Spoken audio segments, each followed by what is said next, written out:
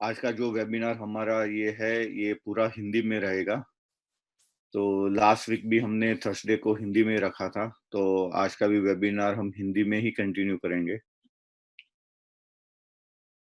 और जहाँ से हमने लेफ्ट ऑफ किया था लास्ट वीक, वहीं से हम आज का वेबिनार स्टार्ट करेंगे।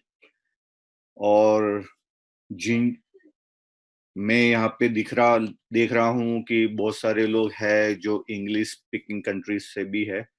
So today's webinar is going to be in Hindi, and I'm seeing on the panel here that there are a few more peoples are from English-speaking country also. So if you would like to stick around, you can. But basically, today's webinar is going to be in Hindi language. Okay. So आज का जो webinar है वो हम हिंदी में है, और हम आपको जो नया डेवलपमेंट हमने मोयो के ऊपर किया है वो भी हम आपको दिखाएंगे। थोड़ा सिंप्लीफाई किया है आप लोगों के लिए, और जो टूल्स लेकर आए हैं वो आप लोगों को लॉन्ग रन में बहुत हेल्पफुल रहेगा। तो पेशेंटली वेट कीजिए, क्योंकि कुछ लोग हैं जो अभी भी दे आर ट्राई कर रहे हैं आने के लिए। तो एज यूजुअल लोग टाइम पे नहीं आते हैं अनफॉर्चुनेटली, और उस वजह से सब लोगों का थोड़ा डिले हो जाता है, बट दैट्स ओके। हम थोड़ा 2-3 मिनट 5 मिनट और रुक जाते हैं एंड सी कि कितने लोग आते हैं, और फिर हम इसको जहाँ से लेफ्ट ऑफ किया था वहीं से हम स्टार्ट करते हैं। So patiently wait for couple of minute. Thank you guys. And Philippines. तो आज का जो वेबिनार है, फिर से एक बार मैं रिपीट करता हूँ, ये पूरा का पूरा वेबिनार आज का हिंदी में है। तो अगर आप लोग चाहते हो कि आपकी डाउनलाइन भी इस वेबिनार का फायदा उठाए, तो प्लीज हम आप लोगों को 2-3 मिनट और देते हैं। आप जितने भी लोगों को चाहो उतने लोगों को यहाँ पे जोड़ सकते हो। तो प्लीज फटाफट कॉल कीजिए अपनी डाउनलाइन को, और आज का जो वेबिनार हिंदी का है उसका पूरा का पूरा बेनिफिट वो उठा पाए हैं। So thank you once again आज का वेबिनार ज्वाइन करने के लिए। तो हमने लास्ट वीक से स्टार्ट किया है कि बेसिक ऑफ एफएक्स, जिसके ऊपर एमजे खुद आते हैं, अपना वक्त देते हैं, ठीक है।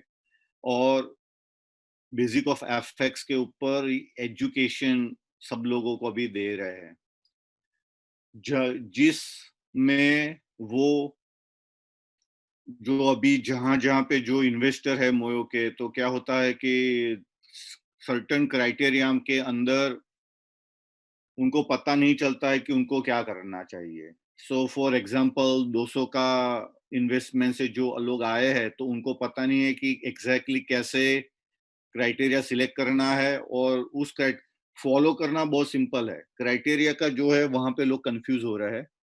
तो हम उसके लिए एक चार्ट भी बना रहे हैं, ठीक है, ताकि आप लोगों को पता चल जाए कि अगर आपका लेस देन $1000 है इन्वेस्टमेंट प्रिंसिपल अमाउंट, तो आपको क्या क्या क्राइटेरिया को सिलेक्ट करना है, और किसके ऊपर आपको ज्यादातर ख्याल रखना है। अगर 1000 से और 2000 के बीच में है तो आपको क्या करना है, और 2000 से ऊपर है तो आपको क्या करना है। तो ये, और उसके अंदर एक कैलकुलेशन भी आ जाएगा जो आपको एक सिंप्लीफाई में पता चल जाएगा। ये चीज हर वेबिनार में एमजे सब लोगों को बताता है, फिर भी ये बहुत सारे लोग इसके अंदर कंफ्यूज हो जाते हैं। तो हमने ये सोचा है कि हम एक चार्ट बनाएंगे जिसको आप प्रॉपर वे में आप उसको फॉलो कर सकते हो, ठीक है। एक ये चीज हो गया। दूसरा ये है कि एफएक्स का मार्केट आज के दौर पे एक ऐसा है कि जहां पे आपको, जो हम इस सिचुएशन में है, ठीक है, बहुत सारे लोग आज इंडिया ओपन हो गया है, बाहर जाते हैं, बहुत सारे लोग ऐसे हैं कि नहीं जा पाते हैं, ठीक है। तो एफएक्स एक ऐसी चीज है कि आप कहीं पे भी हो, आप चाहे ट्रैवल कर रहे हो, प्लेन में हो, घर पे हो, डजंट मैटर कि आप कहाँ पे हो, एज लॉन्ग एज आपके पास मोबाइल है, नेटवर्क है, बस that is all you need. और आप वहां बैठे बैठे पैसे बना सकते हो, ठीक है। ऐसी चीज मार्केट में कहीं नहीं मिलती है कि आप आराम से घर पे बैठे हो, फैमिली के साथ हो और आप पैसे बना रहे हो। तो ये एक ऐसी चीज है जो ओवरनाइट किसी को आती नहीं है। तो इसके अंदर आपको सीरियसली अपना टाइम वक्त देना पड़ेगा। सीरियसली आपको इसको समझना पड़ेगा कि ये क्या चीज है, कैसे एग्जैक्टली काम करती है। तो इन एंड आउट आपको इसको समझना पड़ेगा। तो हमारी ये कोशिश है कि हम आप लोगों को जितना सिंप्लीफाई में एजुकेशन दे सके हम आपको एजुकेट करें, ताकि आप लोग का ग्रोथ बढ़े। आपका ग्रोथ बढ़ेगा तो बट नेचर है, ज्यादा टीम इसके अंदर जुड़ेगी। ज्यादा टीम जुड़ेगी, that means it's better for company, है ना। तो बस हमारा यही एक है कि हम आपको ऐसे ही वेबिनार करते रहे, आप लोगों को एजुकेट करते रहे, मोटिवेट करते रहे, और साथ में साथ हम भी मोटिवेट होते रहे। ठीक है। तो और मोयो एक ऐसी चीज है कि जिसके अंदर हम उसको रिफाइन करते ही जाएंगे। तो इसके अंदर हमने 2-3 टूल्स लगाए हैं। तो जिन लोग लास्ट थर्सडे को आए थे, उसके बाद वो जो नहीं आए हैं वेबिनार में, तो हम उनको आज वो भी टूल्स दिखाएंगे कि क्या क्या हमने इसके अंदर जोड़ा है, नई चीज। इसको हमने थोड़ा सिंप्लीफाई किया है। और बाकी का जो है, जैसे जैसे डेवलपमेंट होता जाएगा हम आपको बताते जाएंगे। और इट्स नॉन स्टॉप प्रोजेक्ट जैसा है। ठीक है। और यस, एक टाइम आएगा उसके बाद हम इसके अंदर कुछ डेवलपमेंट नहीं करेंगे। बट अभी टेक्नोलॉजी एक ऐसी चीज हो गई है कि वो कहना इट्स डिफिकल्ट कि हम इसके अंदर नहीं करेंगे, है ना। तो बस ज्यादा वक्त में हम नहीं लेंगे। MJ is also waiting on the other side. तो एज सुन एज पॉसिबल हम इसको भी लाइव कर देते हैं।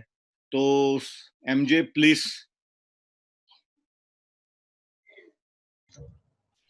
हाँ जी, thank you very much Bhavesh भाई। Thank you sir. और आज के वेबिनार में आप सबका बहुत बहुत वेलकम। भावेश भाई ने ऑलरेडी बहुत कुछ आप लोग को बता दिया। ज़्यादा ज्ञान बांटूंगा नहीं मैं, बट कोशिश एक है कि हम लोग इस एक्सरसाइज को जो कर रहे हैं बहुत मेहनत से, इससे मैक्सिमम लोग फायदा उठाएं, ये हम लोग की कोशिश है। इसलिए यूएस में सुबह 6:30-7 बजे उठ के भावेश भाई भी आ जाते हैं और हम भी कहीं ना कहीं अपना टाइम निकाल के इसके अंदर हम लोग लगे हैं। और मोटिव यही है कि हर एक बंदा जो है जो भी whoever is interested सीखने के लिए, वो इस वेबिनार में आए और उसके बाद चीजों को जो ना वो सीखे हम लोग। क्योंकि एफएक्स एक बहुत ही वाइब्रेंट मार्केट है, इसमें कोई दो राय नहीं है। और जैसा कि मैं कल के वेबिनार में बता रहा था अपनी इंग्लिश स्पीकिंग टीम को कि एफएक्स जो ना एक बहुत ही ट्रांसपेरेंट प्रोडक्ट है और नेवर डाइंग प्रोडक्ट है। आज की डेट में जितनी ज्यादा इरेगुलरिटीज जो ना क्रिप्टो के अंदर हैं, जो हम देख रहे हैं, टू बी ऑनेस्ट, कि जैसे जैसे हम लोग आगे बढ़ते गए, जैसे जैसे स्टेजेस आते गए, कॉइन की लिस्टिंग में हम लोगों ने कई एक्सचेंजेस के पास गए, इतनी मारा मारी इन एक्सचेंजेस के पास है, इतनी मैनिपुलेशन इन एक्सचेंजेस के पास है, मैं आपको बता नहीं सकता। अगर मैं अपना एक्सपीरियंस शेयर करने बैठूं तो आप लोग बड़े सरप्राइज हो जाएंगे इस चीज, क्योंकि आप लोग एक रिटेल एंड से देख रहे होते हैं कि यार हाँ, you are only watching from the retail end के लिस्टिंग जो है ना हो जाए, लिस्टिंग होना आसान है। But when you look at from the company perspective, अगर आप कंपनी के पॉइंट ऑफ व्यू से अगर देखेंगे, जब लिस्टिंग कराने हम लोग जाते हैं तो इन एक्सचेंजेस का, we look at these exchanges, कोई भी एक्सचेंज उठा लें आप, एनी एक्सचेंज, राइट, चाहे ला टोकन हो, चाहे P2P हो, चाहे बाइनेंस हो, सब के सब जो है ना बहुत ज्यादा, उनके पास प्रोफेशनलिज्म नहीं है, देयर इज नो प्रोफेशनलिज्म, सब बस बिजनेस करने बैठे। एफएक्स कंप्लीटली डिफरेंट है इससे। एफएक्स के अंदर में आपके पास बहुत सारी मार्केट प्लेस है, बहुत सारे ब्रोकर हैं, बहुत सारे बैंक्स हैं। सबसे अच्छी बात यह कि सेंट्रलाइज प्राइसिंग आती है। कोई किसी प्रोडक्ट की प्राइसिंग नहीं बना रहा है, कोई किसी प्रोडक्ट को कहीं इंडिविजुअली प्रमोट नहीं कर रहा है। ये जितने एक्सचेंजेस हैं, इन पे जब आप कॉइन लिस्टिंग करते हैं तो एक्चुअली में आपकी कोई हेल्प नहीं करते हैं सच कि आपकी आप ये हेल्प कर रहे हो आपके कॉइन को बढ़ावा देने के लिए, या जो है ना अपने क्लाइंट बेस में प्रमोट करने के लिए, क्यों नहीं, इसलिए उनके पास 1,000, 1,500, 2,000 कॉइन लिस्टेड है। उनका बिजनेस ही यही है कि रोज नए मुर्गे पकड़ो, रोज नए कॉइन को लिस्ट कराओ। They don't do all this. आप जो मेहनत करनी है आपको वो अपने लेवल पे अपने हिसाब से करनी है उसको बढ़ाने की। सिर्फ ये एक मार्केट प्लेस बन जाती है एक्सचेंजेस जहां पर आप अपने कॉइन की ट्रेडिंग करा सकते हैं, लेकिन वो कोई हेल्प नहीं। हाँ, आप पैसा फेंके लंबा, 1 लाख, 1.5 लाख उनको दें तो वो आपकी प्रमोशन करेंगे और आपको जो ना करेंगे, अदरवाइज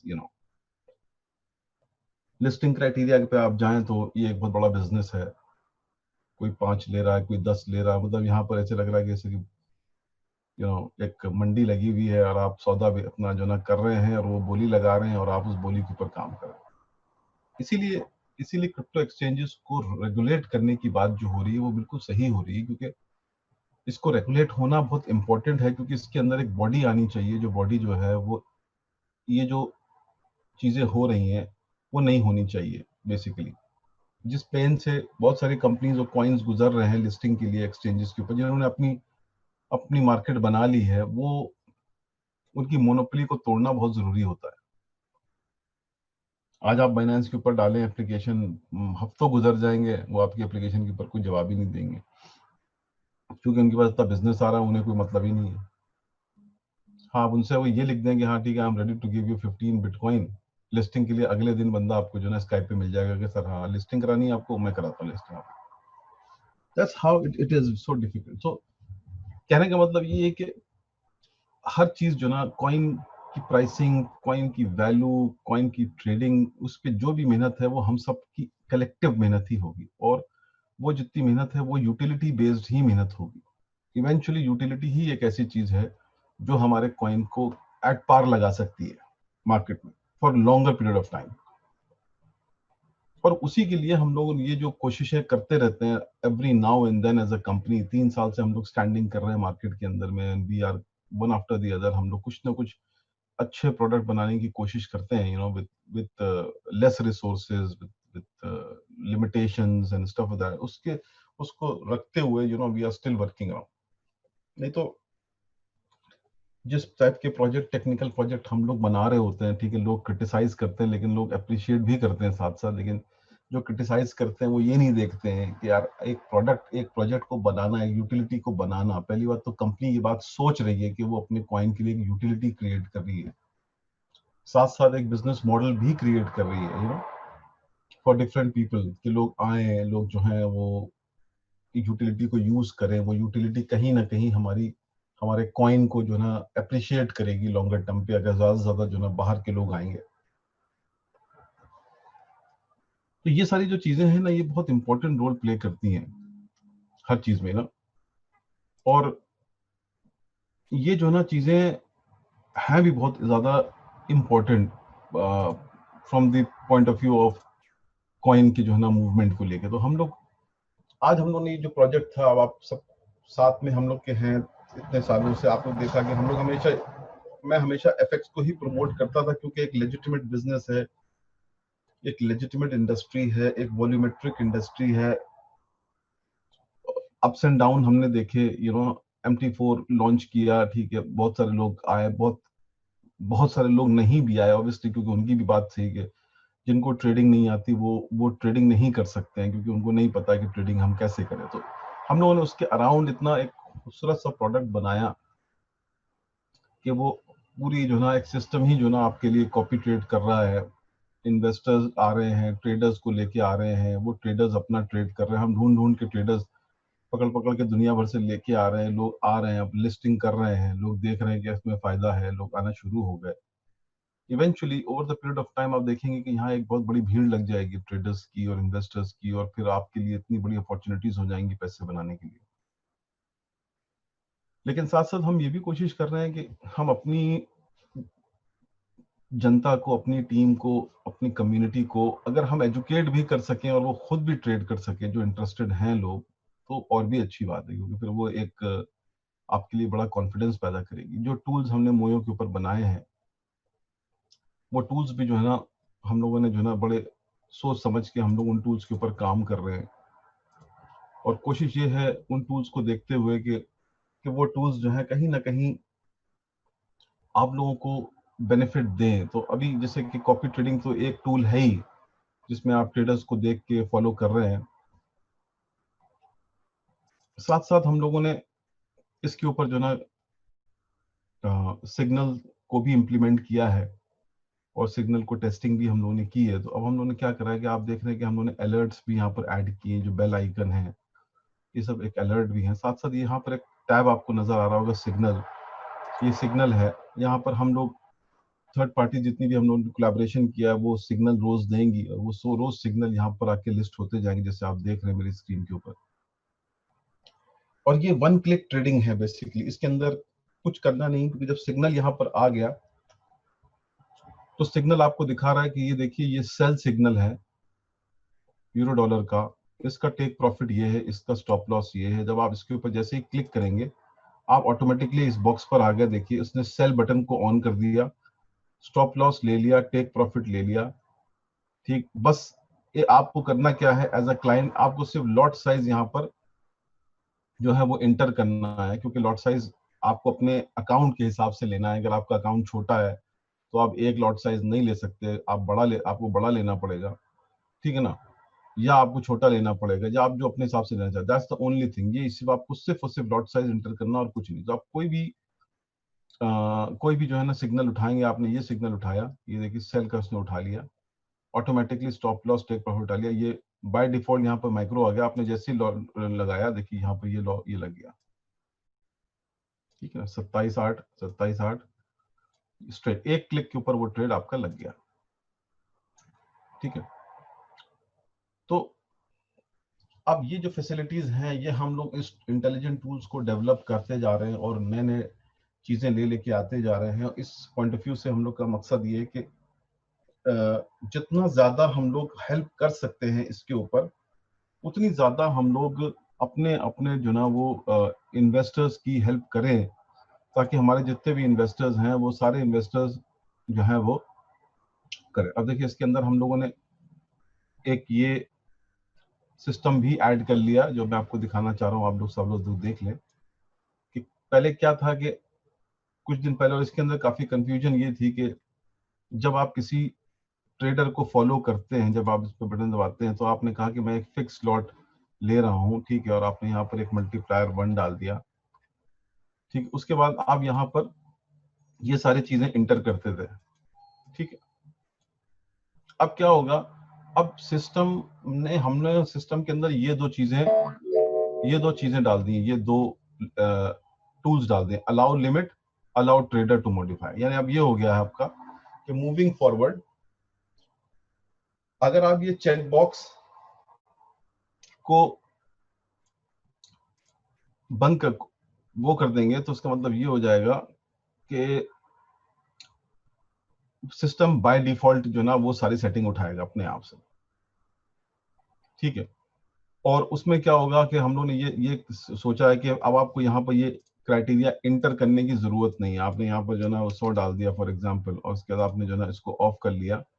अब सिस्टम यहाँ पर जो है वो बाय डिफॉल्ट सेटिंग उठा लेगा, इसमें कोई क्राइटेरिया आपको डिफाइन करने की जरूरत नहीं पड़ेगी। जितने पैसे आपके अकाउंट में हैं उतने पैसे जो हैं वो कटते जाएंगे जब तक आपके बैलेंस खत्म नहीं हो जाएगा, ट्रेड कॉपी होता रहेगा। तो अब वो जो जो प्रॉब्लम पहले आती थी, क्योंकि बहुत से लोगों ने ये कहा कि नहीं सर इसको आप क्राइटेरिया को थोड़ा सा और नैरो करें ताकि हमारे ट्रेड लूज ना हो। उसमें होता क्या था, हमने कर तो दिया, लेकिन लोग जितने भी हमारे अपने जो लोग हैं वो जब ये क्राइटेरिया कम होता जाता था तो उसको चेंज नहीं करते थे, भूल जाते थे। तो होता क्या था कि वो जब क्राइटेरिया मीट कर जाता था तो उसके बाद वो ट्रेड कॉपी करना बंद कर देता था, और फिर जो है ना लोगों को बस इशू ये आता था कि यार भाई वो तो ट्रेड कॉपी नहीं हो रहा, हमारा ट्रेड कॉपी चल ही नहीं रहा आपका। तो इसके अंदर अब हमने दो चीजें करनी। एक तो अगर आपने इन दोनों बटन को ऑन नहीं किया तो सिस्टम बाय डिफॉल्ट जितना सेटिंग होगा वो उठाएगा। जब कोई नया बंदा आएगा और किसी को फॉलो करेगा तो वो ऑटोमेटिकली लार्जर लिमिट उठा लेगा। अगर आपको उसको नैरो डाउन करना है तो आप then you click on allow limit, ये एक्टिवेट हो जाएगा और आप यहां से इसको चेंज करके जितना मर्जी आए आप कर सकते हैं। यहां से ये दूसरा वाला जो ऑप्शन है अलाउ ट्रेडर्स टू मॉडिफाई, इसका मतलब ये हो गया कि बहुत से लोग क्लाइंट इन्वेस्टर्स ऐसे हैं जो अपने ट्रेडर को अथॉरिटी दे सकते हैं कि वो इस क्राइटेरिया को टाइम टू टाइम चेंज कर सकता है। लेकिन ये बहुत केयरफुली करना है कि आपको हर ट्रेडर को, जिसको आप ठीक से नहीं जानते, उसको आप नहीं दें, क्योंकि मान लीजिए उसने कुछ और इसके अंदर जो है क्राइटेरिया बढ़ा दिया और बाद में फिर आप ये कहें कि साहब मैंने तो ऐसा कहा नहीं था और ये हो गया। इसलिए आपको केयरफुल रहना कि ये जो सेकंड वाला ऑप्शन है, जब आप किसी ट्रेडर को पहचानते हैं, जानते हैं और आपके उसके ऊपर रिलाई करते हैं, तो आप उसको दें। अगर आप उसको यहाँ पे ये देंगे, ठीक है, अलाउ ट्रेडर टू मॉडिफाई, तो उसका मतलब ये हो गया कि अब ट्रेडर जो है वो, उसके पास ये मॉडिफाई बटन ऑन हो जाएगा। यानी कि अगर मान लीजिए मेरा ये ट्रेडर अकाउंट है और मैं इस पे ऊपर जाता हूँ यहाँ पर, तो यहाँ पे आप देखोगे कि यहाँ पे कोई मॉडिफाई बटन नहीं आ रहा। ये मेरे सारे इन्वेस्टर हैं। अब इनके जितने भी इन्वेस्टर हमें फॉलो कर रहे हैं, अगर इनका सबका क्राइटेरिया मीट हो चुका है, इनको पता ही नहीं कि अब ये क्राइटेरिया मीट हो गया, ट्रेड कॉपी नहीं हो रहा है, ये भूल गए। तो जो लोग ठीक से बैठ के फॉलो नहीं करते हैं, चाहते हैं कि बस हम पैसे मिले, तो वो सिंपल सिंपल क्या करें कि वो यहाँ पर जाने के बाद और सेटिंग्स में जाकर, ठीक है, और जब वो किसी नए ट्रेडर को फॉलो करें, तो वो हमेशा हर नए ट्रेडर को, मान लिया मैं सर्जियो को फॉलो करता हूँ या किसी और को फॉलो करता हूँ या किसी को फॉलो कर लेता हूँ, इसको मैं फॉलो करता हूँ, तो मैं यहाँ सेटिंग्स में जाऊँ। पहले तो मैंने यहाँ पर फिक्स लॉट दे दिया, ठीक है, यहाँ पर इसको कर लिया, सेटिंग्स में गया और मैंने यहाँ पर इसको चेंज करके 10 करके इसको ऑफ कर दिया और फिर इसको हमने स्टार्ट कर दिया। ठीक है, अब अगर मैं अपने डैशबोर्ड पे जाऊं, ठीक है, तो मुझे अगर ये दिख गया यहाँ पर, तो जिस ट्रेडर को मैंने फॉलो किया है वो ट्रेडर अब ये मॉडिफाई बटन देख सकता है अपने एंड पर। ठीक है ना। मैं अगर यहाँ इसको जाऊं और MJFX को अनफॉलो करूं, फिर मैं MJFX को फॉलो करता हूं,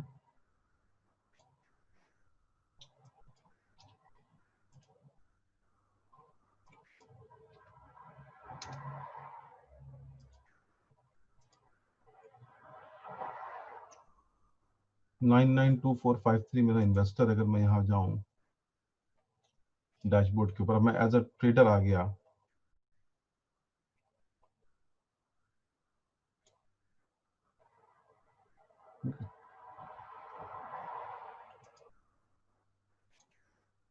तो अब मेरे पास ये ऑप्शन आ जाएगा कि मैं इसको मॉडिफाई कभी भी करना चाहूं, मैं इसको मॉडिफाई कर सकता हूं अब इन्वेस्टर को।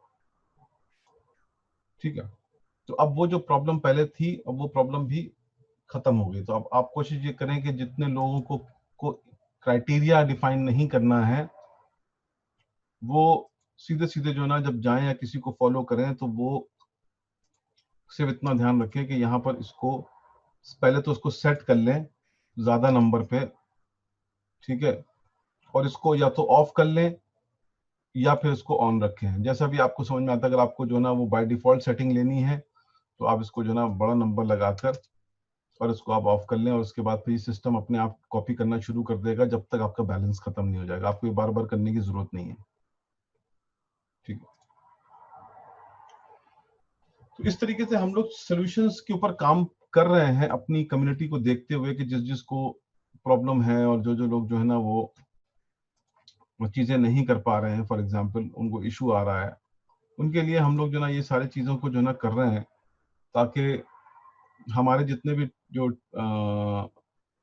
इन्वेस्टर्स हैं, वो उन्हें कहीं कोई इश्यू ना आए, वो अपना आराम से उसको जो ना वो सेट कर लें, और अगर वो खुद नहीं सेट कर सकते तो वो अपने इन्वेस्टर को अलाउ करें सेट करने की। चलिए आज के हम लोग क्लासेस पे आते हैं। मेरे ख्याल से लास्ट टाइम हमने आप लोगों को बहुत सारी चीजों पे के बारे में बताया था। आज जल्दी जल्दी हम जो पहला था रिकैप, उसको रिकैप करते हैं, फिर आगे बढ़ते हैं। तो आज हम लोग कवर अप करेंगे अनरियलाइज प्रॉफिट एंड लॉस क्या है और फ्लोटिंग प्रॉफिट एंड लॉस क्या है, इसको देखते हैं हम लोग पहले। ठीक है। तो अनरियलाइज्ड प्रॉफिट एंड लॉस वो होता है कि जब आप कोई ट्रेड खोलते हैं और वो ट्रेड ओपन होता है, ठीक है। तो अगर मैं एग्जांपल के तौर पे आपको दिखाऊं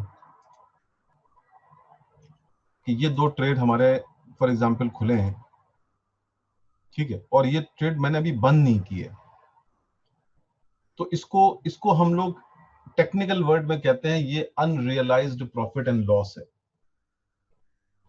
ठीक है। क्योंकि अभी अनरियलाइज मतलब ये हुआ कि हमने ना तो प्रॉफिट लिया ना हमने अभी लॉस लिया, क्योंकि हमारी पोजीशंस ओपन है।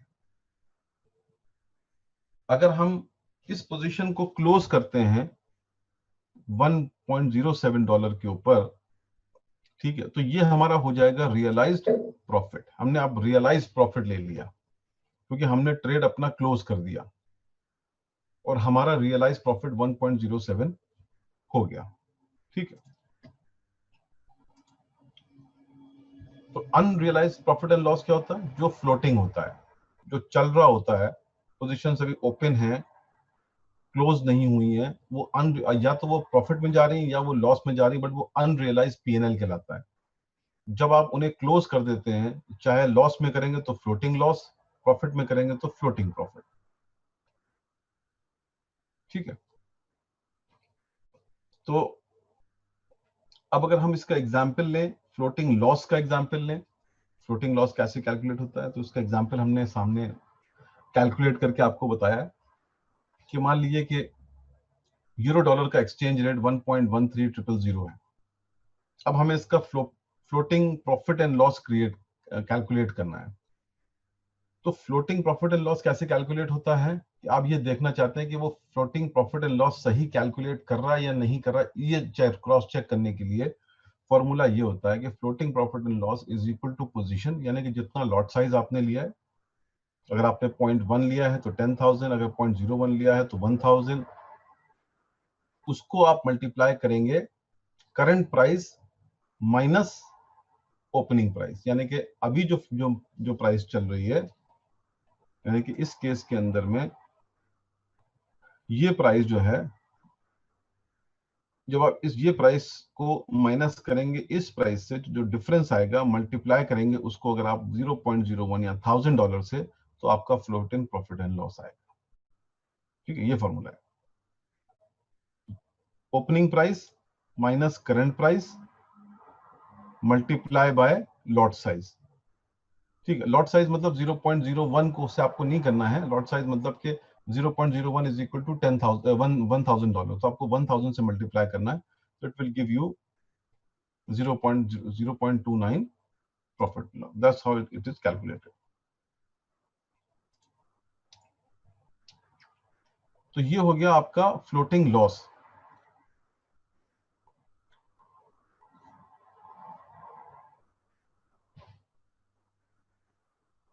अब हम लोग आते हैं मार्जिन के ऊपर। हमने लास्ट टाइम आपको मार्जिन के बारे में बताया था कि मार्जिन बेसिकली एक बहुत इंपॉर्टेंट रोल प्ले करती है, और मार्जिन को समझना, उसका कैलकुलेशन को समझना बहुत जरूरी है, क्योंकि जब आप उसके कैलकुलेशन को समझेंगे तो आपको ये पता चल जाएगा कि एक ट्रेड लगाने पे कितना मार्जिन मेरा जा रहा है और मेरे पास कितना मार्जिन बचा है कि मैं और कितनी ट्रेड्स खोल सकता हूँ, ठीक है। तो सबसे पहले तो ये है कि मार्जिन क्या है। मार्जिन जो है ना, वो एक कैपिटल रिक्वायरमेंट है जो एक ब्रोकर आपको ऑफर करता है, और वो ब्रोकर ये कहता है कि हम आपको मार्जिन, अगर आपको $1,00,000 या €1,00,000 वर्थ ऑफ कॉन्ट्रैक्ट लेना है, तो आपको उसका 1% एक मार्जिन देना है, यानी उसका 1% मार्जिन हो गया 1,000।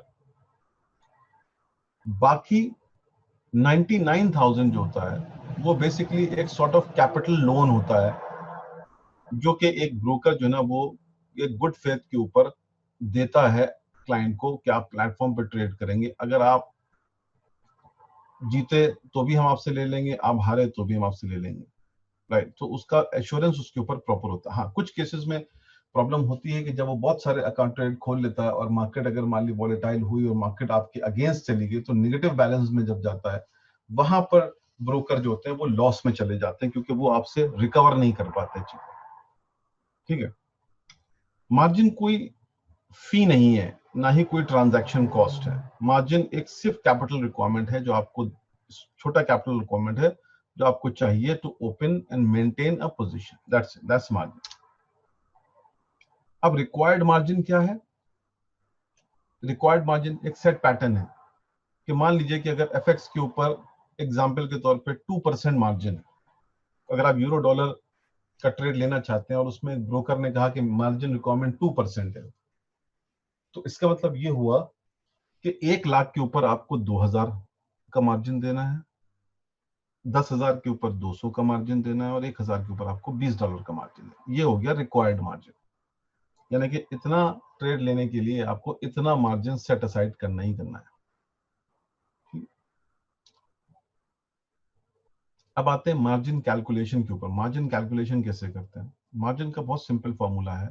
मार्जिन का फॉर्मूला है 1 डिवाइडेड बाय लेवरेज। लेवरेज हर आपको बंदा बता देता है, हर ब्रोकर आपको बताता है कि मान लीजिए कि एफएक्स के ऊपर 1:100 का लेवरेज है, तो 1 डिवाइडेड बाय 100, तो 1% आपका मार्जिन आ गया। अगर उसने कहा 1 डिवाइड बाय 50, तो 2 आ गया। ठीक है, इसी तरीके से जितना लेवरेज बनाएगा आप उसको 1 से डिवाइड करते जाओगे और आपको मार्जिन मिलता जाएगा। अब मार्जिन रिक्वायरमेंट कैसे कैलकुलेट करते हैं? मार्जिन रिक्वायरमेंट जो है, अगर आप मान लो कि 1 लाख का कॉन्ट्रैक्ट साइज लेना चाहते हो तो कितना मार्जिन लगेगा, उसको कैलकुलेट करने के लिए आप हमेशा करंट प्राइस लेते हो। ठीक है, जो भी प्रोडक्ट आप ले रहे हो, मान लो यूरो डॉलर ले रहे हो, उसकी उसकी करंट प्राइस 1.1300 है, तो आप 1.1300 लोगे। ठीक है, उसको आप मल्टीप्लाई करोगे लॉट साइज से। जितना भी आप लॉट साइज ले रहे हो, जैसे आपने $100,000 का लॉट साइज लिया, तो आप उसको 100,000 से मल्टीप्लाई करोगे और जो भी मार्जिन होगा, अगर 1% मार्जिन है तो उसका मतलब 1 divide by 100 is equal to 0.02 होता है। ठीक है, तो उसका मतलब आपका रिक्वायर्ड मार्जिन 1 लाख यूरो का ट्रेड लेने के लिए $2,700 पड़ेंगे। ठीक, this is how margin is calculated. Current price multiplied by the lot size multiplied by margin will give you the margin requirement for any particular trade that you want to take. उसके बाद है आप calculate कैसे करोगे remaining equity. जब आपने trade ले लिया और आपके $2,700 उस एक ट्रेड में मार्जिन चले गए, ठीक है, तो अब आपको कैलकुलेट करना है कि मेरी रिमेनिंग इक्विटी क्या बची। ठीक है, जिसमें मैं अंदाजा ये लगाऊं कि मैं और कितने ट्रेड ले सकता हूं। तो मान लीजिए कि आपने जब 2700 का ट्रेड लगाया, उसमें 2700 आपका मार्जिन गया, उससे पहले आपकी इक्विटी जो थी अकाउंट में वो 3,000 थी। ठीक है, तो इसका मतलब ये है कि अब आप कितने यूरो का ट्रेड ले सकते हैं। तो आप क्या करोगे कि रिमेनिंग इक्विटी जो बची आपके अकाउंट में, दैट इज 3,000 को आप माइनस करोगे, जो करंट मार्जिन आपका कंज्यूम हो गया 2700, तो उसका मतलब ये होगा कि अब आपके पास $300 और बचे और इस $300 के ऊपर आप फर्दर ट्रेड ले सकते हैं। यानी $300 जो बचे, अगर वो 100 का लेवरेज है तो 300 टाइम्स 100, यानी कि 3 लाख तक का आप ट्रेड ले सकते हो उस $300 के मार्जिन में से। लेकिन आपको 3 लाख का अगर ट्रेड लेना है तो आपको अब ये देखना पड़ेगा कि मेरे पास $300 है और उस $300 में कितने ट्रेड ओपन हो पाएंगे, आप उससे खुद ही कैलकुलेट कर लो। ठीक है, तो ये आपकी होगी रिमेनिंग इक्विटी का कैलकुलेशन। फिर हम आते हैं यूज्ड मार्जिन में। अब यूज्ड मार्जिन क्या होता है कि तो रिक्वायर्ड मार्जिन हो गया कि आपने पहले से कैलकुलेट कर लिया कितना मार्जिन चाहिए इस पोजीशन को लेने के लिए, और एक हो गया यूज्ड मार्जिन। यूज्ड मार्जिन का मतलब ये हो गया आपने ऑलरेडी ट्रेड लगा लिए और वो मार्जिन आपकी बैलेंस में से ऑलरेडी यूज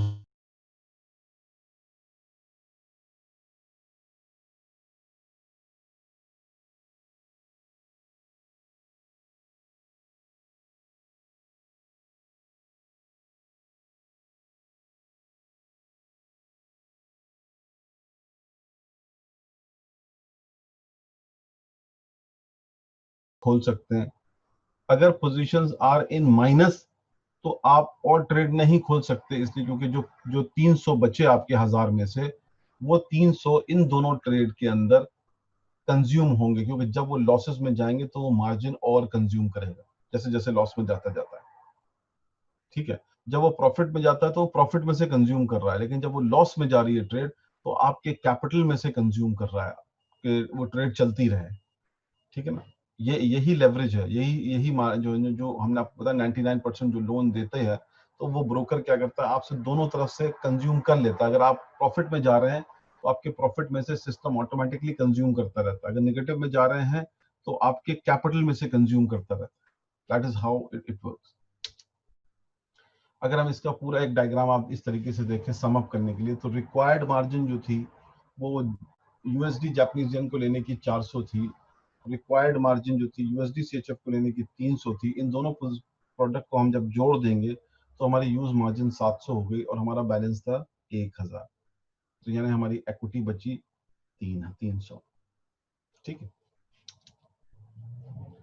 अब what is equity in MT4, ये भी कैलकुलेट कर लेते हैं, ठीक है।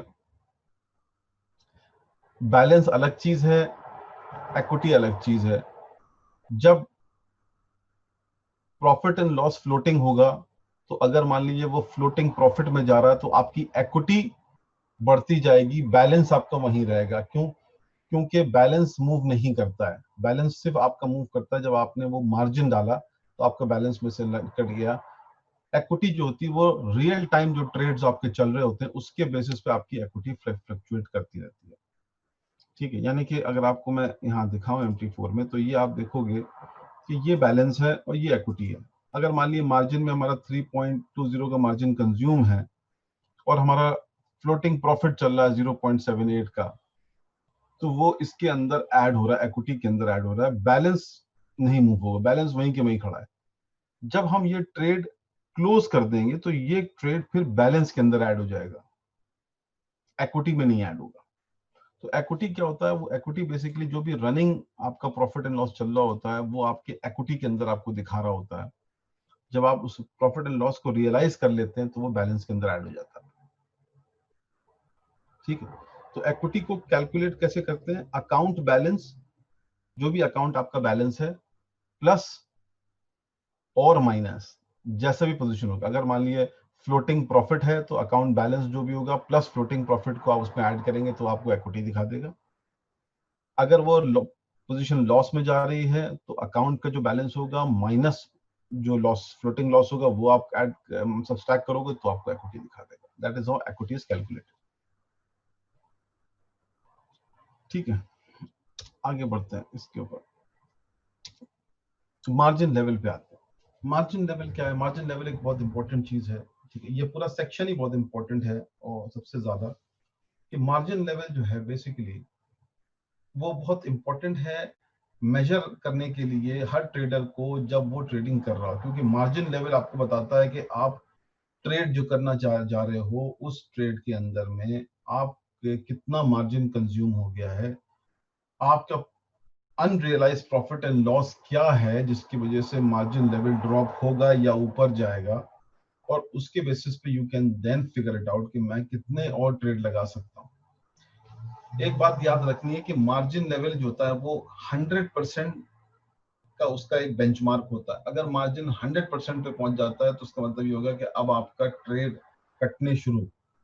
अगर मार्जिन लेवल आपको 100% से ऊपर दिखा रहा है, मान लीजिए 150 दिखा रहा है, 200 दिखा रहा है, 300 दिखा रहा है, इसका मतलब ये हो गया कि आपके पास इनफ मार्जिन है नए ट्रेड खोलने के लिए। लेकिन जैसे जैसे वो मार्जिन लेवल ड्रॉप होके आता जाएगा 100 के ऊपर, इसका मतलब ये हो गया कि अब अलार्मिंग सिचुएशन आ गई, अब ट्रेड कटने शुरू होंगे क्योंकि आपका कैपिटल कंज्यूम हो गया। और जैसे ही वो 100% से नीचे गिरना शुरू होगा आपकी पोजीशंस कटना शुरू हो जाएंगे ऑटोमेटिकली। तो इस चीज को मेजर करना और देखना बहुत जरूरी है हर बंदे को, ताकि जब आप इसके अंदर ट्रेड कर रहे हो तो मार्जिन लेवल को आप अच्छी तरीके से मेजर करके चलें। नॉर्मली क्या होता है, कैलकुलेशन पॉइंट ऑफ व्यू से अच्छा रहता है, बट MT4 आपको ऑलरेडी मार्जिन लेवल दिखाता है, ये सबसे अच्छी बात है। आप ये देखेंगे यहाँ पर नीचे ये आपको मार्जिन लेवल दिखा रहा है कि इस मेरे केस के इस अकाउंट के केस में 1,25,744% है, विच इज टू मच, ठीक है। यानी कि अभी हमारे पास ट्रेड खुला ही नहीं कोई ज्यादा, तो इसका मतलब ये कि मैं बहुत सारे ट्रेड ले सकता हूँ। अगर यही मार्जिन लेवल गिर के 100% पे आ जाए, ठीक, तो इसका मतलब ये हो गया कि अब सिचुएशन जो है ना वो अकाउंट की खराब हो रही है, यानी कि हमारे लॉसेस बढ़ रहे हैं या हमने बहुत सारे ट्रेड खोल लिए हैं और जो ना कैपिटल कंज्यूम हो गया है और अब इतना कैपिटल नहीं बचा है कि वो ट्रेड्स को कैरी ऑन कर पाए और मार्केट मूवमेंट भी इधर उधर जा रहा है, तो उसके हिसाब से चीजें ड्रॉप होनी शुरू हो जाएंगी। ठीक है, मार्जिन लेवल को कैसे कैलकुलेट करते हैं? मार्जिन लेवल को कैलकुलेट करने का फॉर्मूला है कि जो भी इक्विटी है अकाउंट की, ठीक है, उसको आप डिवाइड करेंगे यूज्ड मार्जिन से, यानी equity divided by used margin times 100%। इस केस में अगर आप देखें तो आपकी इक्विटी जो है, मेरी इक्विटी मान ली 16 है, ठीक है, तो हम इसको एक रफ कैलकुलेशन ऐसे ही करते हैं, हालांकि सिस्टम आपको ऑलरेडी कैलकुलेट करके दे रहा है, बट ये कि मान लीजिए कि इक्विटी जो है वो 16596.760 है, divided by used margin, which is 13.20 times 100 divided by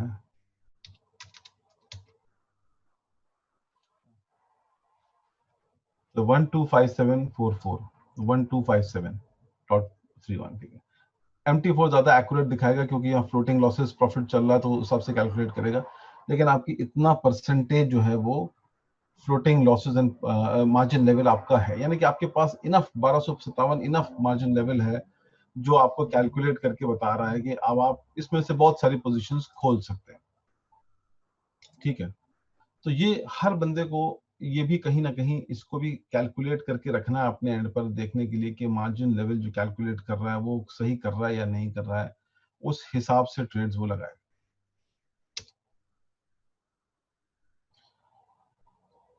अब इसको अगर हम सम अप करें मार्जिन लेवल के लिए, तो आप सबसे पहला स्टेप होता है कि आप रिक्वायर्ड मार्जिन कैलकुलेट करते हैं, उसके बाद फिर आप यूज्ड मार्जिन कैलकुलेट करते हैं, ठीक है, उसके बाद फिर आप कैलकुलेटेड इक्विटी, आप इक्विटी कैलकुलेट करते हैं। तीन चीजें आप करते हैं, रिक्वायर्ड मार्जिन, यूज्ड मार्जिन और इक्विटी।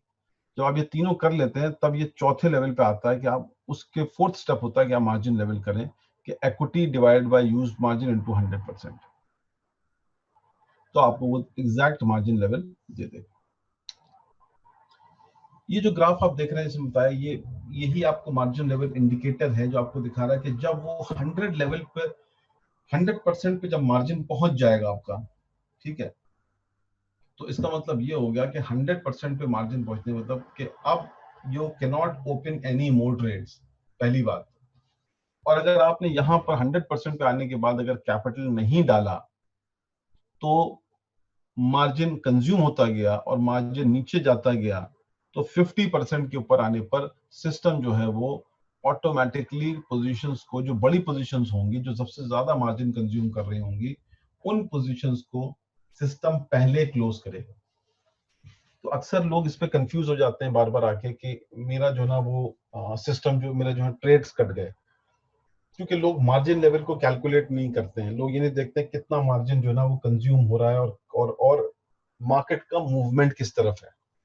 हर चीज को देखना है ट्रेडिंग के अंदर में, ठीक है ना।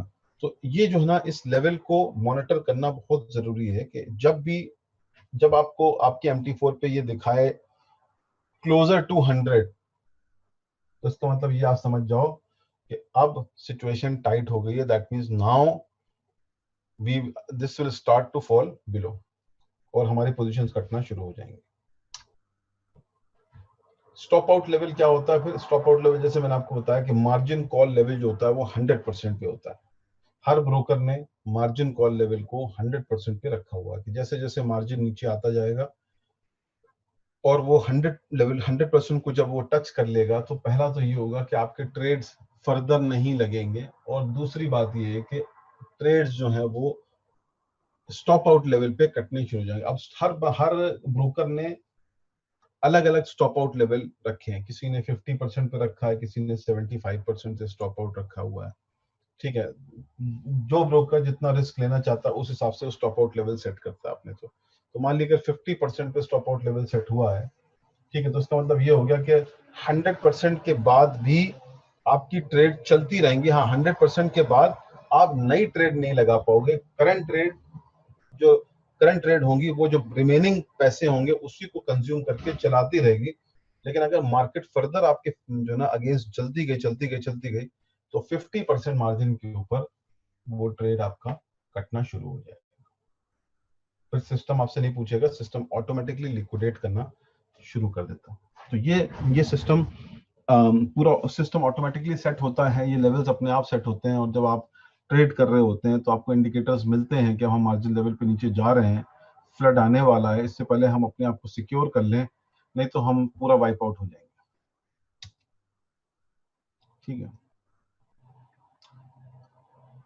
बहुत से लोग जो नए हैं जिनको नहीं पता है तो वो यहाँ पे देख सकते हैं कि 100,000 को हम लोग 1 स्टैंडर्ड लॉट कहते हैं, 10,000 को हम लोग मिनी लॉट कहते हैं, 1000 को हम लोग माइक्रो लॉट कहते हैं। 1 पिप जो होता है वो is equal to 0.3 times 01 dollar होता है, सेंट। ये होता है एक पिप की वैल्यू। तो यानी कि मान लीजिए कि अगर और पिप की वैल्यू जो होती है ना वो लास्ट 2 डिजिट्स में देखी जाती है। तो हमेशा आप देखेंगे कि जो एफएक्स के जो प्राइसिंग आती है वो 5 डेसिमल प्लेसेस तक आती है। कैसे आती है 5 डेसिमल प्लेसेस तक? आप देखें तो यहाँ पे आप देखें तो 1 2 3 4 5, ये देखिए 1 पॉइंट के बाद 5 डेसिमल प्लेसेस है। तो जो पिप कैलकुलेट होता है वो जो, अगर आप यूरो डॉलर में देख रहे हैं तो यहाँ इसको बड़ा कर लेते हैं। तो जो पिप है बेसिकली वो 59 5 और ये छोटा वाला 6 जो वैल्यू जो मूव कर रही है, ये पिप वैल्यू हो गई। ठीक है। तो अब हम इसको अगर कैलकुलेट करेंगे तो मान लीजिए कि अगर अगर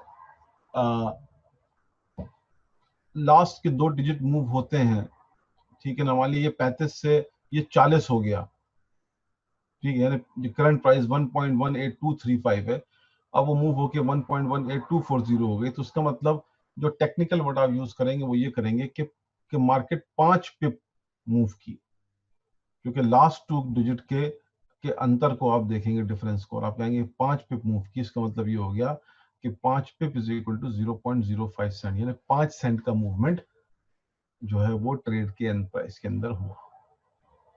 इस तरीके से पिप वैल्यू कैलकुलेट होती है। यहाँ तक सबको सब चीज क्लियर है? ये सब हमने पूरा रिकैप कर लिया है। उसके आगे जो ना वो थोड़ा सफर टाइट है, तो आप लोग उसको हम लोग आगे कंटिन्यू करते हैं, राइट। अब हम लोग आते हैं बहुत मेन पार्ट जो उसके बाद एक ट्रेडिंग का है, वो है एनालिसिस का पार्ट। कि जब आप एक्चुअल में ट्रेडिंग करने आ रहे हो प्लेटफॉर्म के ऊपर, तो जो चीजें आपको चाहिए हैं, जो जो इम्पोर्टेंट एलिमेंट्स हैं ट्रेडिंग के, उन इम्पोर्टेंट एलिमेंट्स को अगर आपको समझना है, ठीक है, तो आपको एनालिसिस करना आना चाहिए ट्रेडिंग में। ठीक। और हर एफएक्स के अंदर रूल ऑफ थंब ये है कि अगर आप जब भी ट्रेड करना चाहते हैं, खुद से ट्रेड करना चाहते हैं, तो आपको technical, fundamental analysis and sentimental analysis, ये 3 चीजों का एनालिसिस आपको आना चाहिए, आपको करना ही चाहिए। क्योंकि जितने भी एफएक्स के पेयर्स हैं ये एक रियल टाइम पेयर्स हैं जो कि पूरी दुनिया के मूवमेंट पे चल रहे हैं। ठीक है ना, ये कोई क्रिप्टो नहीं है जहां पर हर बंदा अपना कॉइन चला रहा है और वो कॉइन उसकी कम्युनिटी के जो ना परसेप्शन पे बेस्ड है। एफएक्स पूरी दुनिया के ग्लोबल प्रोडक्ट है, एक ऐसा प्रोडक्ट है जो सेंट्रल बैंक से, इकोनॉमी से, कंट्री से, परसेप्शन से जुड़ा हुआ है। तो उसके लिए ये तीनों एनालिसिस करना बहुत जरूरी है। इन टोटलिटी अगर हम देखें तो मैं ये कहूंगा कि अगर आप एफएक्स के अंदर सीरियसली अपना करियर बनाना चाहते हैं और आप अच्छे ट्रेडर बनना चाहते हैं, तो इसको एज अ बिजनेस लेना पड़ेगा, एज अ सीरियस नोट पे, कि खाली ये सोच के कि सिग्नल मिल जाएंगे और हम सिग्नल से ट्रेड कर लेंगे बहुत से लोग, या हम को कोई रोबोट मिल जाएगा तो हम कर लेंगे, ये सब एक एडवांटेजेस हैं, टूल्स हैं जो आपको कहीं ना कहीं हेल्प करते हैं टू ट्रेड। लेकिन अगर आपको अच्छा ट्रेड करना है, अगर आपको अच्छा ट्रेड करना है, if you want to really make money out of it, तो आपको एक चीज ये डेफिनेटली देखनी पड़ेगी कि उन सिग्नल्स की रिलायबिलिटी को, उन रोबोट्स की रिलायबिलिटी को देखने के लिए बहुत इंपॉर्टेंट है कि अगर आपको टेक्निकल एनालिसिस समझ में आती है, फंडामेंटल एनालिसिस आपने की है, सेंटिमेंटल एनालिसिस आपने जानी है, तो आप ये समझ जाएंगे कि जो सिग्नल भी आ रहा है वो सिग्नल कितना स्ट्रॉन्ग है। मेरे अपने एनालिसिस के हिसाब से ये बिल्कुल सही सिग्नल है या गलत सिग्नल है। ठीक है, अब इन तीनों एनालिसिस ने आपकी ये हेल्प कर दी कि उन सिग्नल को क्रॉस वेरीफाई कर दिया कि मेरा मार्केट सेंटिमेंट यही कह रहा है कि सिग्नल आज गोल्ड का आया है सेल करने पे $1950 के ऊपर, तो मेरे हिसाब से बिल्कुल ठीक है, करना चाहिए, क्योंकि टेक्निकल और फंडामेंटल एनालिसिस ये कर रहे हैं। तो थोड़ा आके डिटेल में जानते हैं कि टेक्निकल, फंडामेंटल और सेंटिमेंटल एनालिसिस है क्या क्या चीज। ठीक है, टेक्निकल एनालिसिस जो होती है सर, वो एक फ्रेमवर्क है, एक स्टडी है जो प्राइस मूवमेंट के ऊपर होता है। यानी कि हर एक प्रोडक्ट का एक ग्राफ है, उसके अपना कैंडल स्टिक है, बार चार्ट है, लाइन चार्ट है, एक डेटा आपको नजर आता है। अगर MT4 पे आप देखोगे तो MT4 के ऊपर आपको हर एक प्रोडक्ट का एक चार्ट नजर आ रहा है।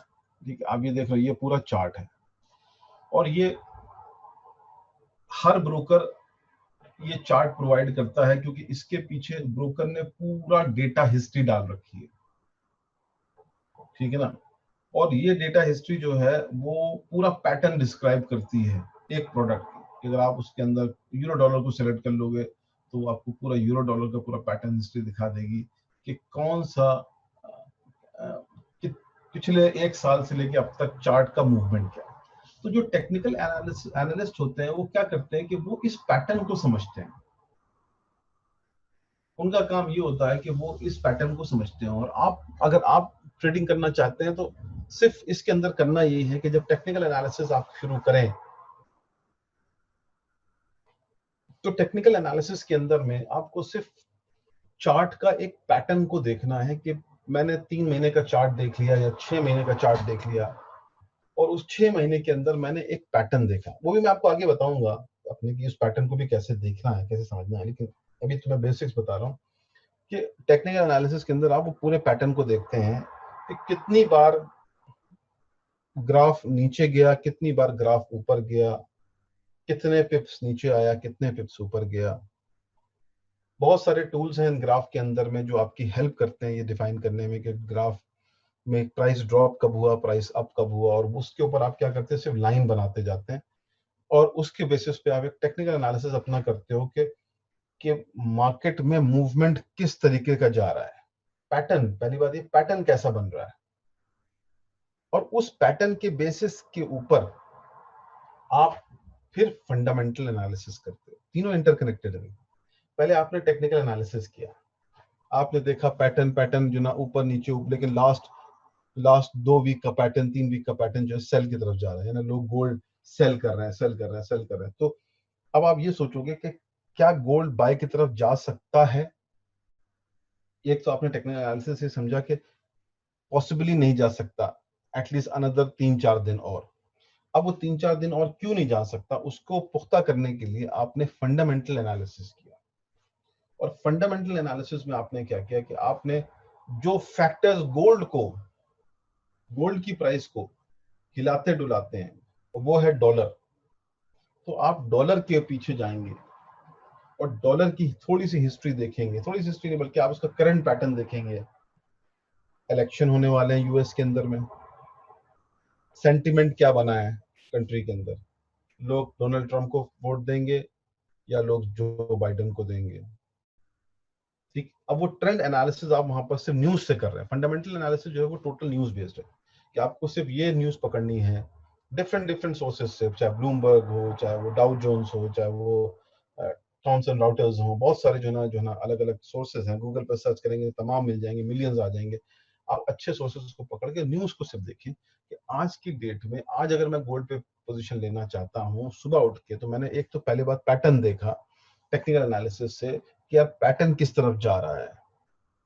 अब इस पैटर्न को और करने के लिए हम ये देखें कि क्या आज की डेट में कोई नया मूवमेंट मार्केट में हो रहा है यूएस के अंदर में, कि हाँ फला एमपी ने छोड़ दिया, उसने जो बाइडेन को ज्वाइन कर लिया, या जो है यूएस सेनेटर पोलिस्की ने जो ना ये कहा कि नहीं हम लोग ट्रम्प के अगेंस्ट जाएंगे। बहुत सारी चीजें हैं, बहुत सारे फैक्टर्स हैं।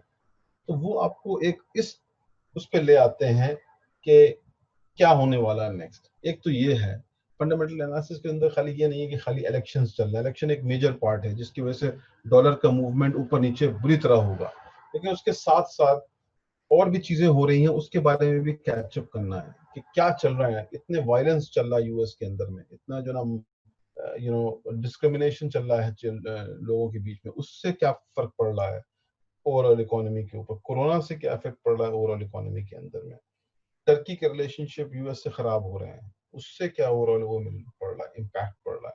तो कहीं ना कहीं वो आप जब उसका रिसर्च करोगे कि आप फंडामेंटल एनालिसिस गोल्ड के अराउंड या डॉलर के अराउंड, तो आपको नई नई चीजें मिलेंगी जो जो लास्ट 24 आवर्स में हुई हैं, जिसने डॉलर के को कहीं ना कहीं या तो अप्रिशिएट किया या डिप्रिशिएट किया। उसके बेसिस पे आप ये समझ में आपको आएगा कि अब ये गोल्ड का पैटर्न जो जा रहा है सेल साइड, इसका मतलब ये सही जा रहा है, ये गिरेगा गोल्ड। तो हम यहाँ से गोल्ड को या तो बाय करना शुरू कर ले या सेल करना शुरू कर ले। ठीक, तो ये हो गया आपका फंडामेंटल एनालिसिस। ठीक है, तो फंडामेंटल एनालिसिस के अंदर में जियो पॉलिटिकल और इकोनॉमिकल सारी चीजें आप जो ना वो देखते हो। ठीक है, और टेक्निकल एनालिसिस के अंदर में आप ये सारे ट्रेंड्स को आप देखते हो कि कि कहाँ पर ये लाइंस आप जब बनाते हो तो आप देखते हो कि कहाँ कितना कौन सा जो ना बार बार जो ना वो शो कर रहा है, कौन सा बार किसको जो ना टॉप रेंज पे टच कर रहा है, उसके बाद मार्केट नीचे जा रही है, फिर मार्केट दोबारा उठ रही है। तो आपको ये समझ में आ रहा है कि एक कंसिस्टेंट मार्केट थी, फिर नीचे गई, उसके बाद कुछ हुआ बीच में यहाँ पर, जिसकी वजह से मार्केट ने फिर ऊपर शेप अप लिया। ठीक है, इसका मतलब, और ये जो जैसे ये जो आप इमेज देख रहे हो, जैसे इसमें ये जो डाउन दिखा रहा है, ये कहीं ना कहीं तभी होता है जब मार्केट के अंदर में कोई ना कोई ऐसी चीज होती है, कोई बड़ा इवेंट होता है जो उस टाइम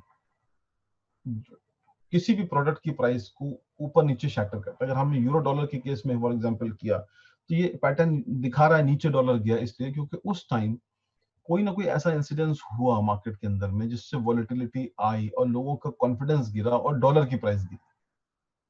लेकिन उसके दूसरे पल जो है कोई ऐसी बात हुई कि उसको कॉम्पेंसेट करने के लिए कोई आगे आया, कुछ प्रेसिडेंट ट्रम्प ने कुछ कहा या उनकी उनकी जो है ना क्या कहते हैं टीम ने कुछ कहा, और वो कॉन्फिडेंस रीबिल्ड हुआ और फिर मार्केट वापस से ऊपर गई। तो ये सारी चीजें जो है ना वो अंडरस्टैंड करना जरूरी है। ठीक है ना, अगर अच्छी इकोनॉमी होगी तो प्राइस हमेशा ज्यादा अच्छी होगी, अगर पुअर इकोनॉमी होगी तो लोअर करेंसी वैल्यू होगी। ठीक है, अब इंडिया के केस में आज देखें कि इकोनॉमी नीचे गिरती जा रही है दिन ब दिन, ठीक है, एक डिफरेंट स्टेज पे चली गई।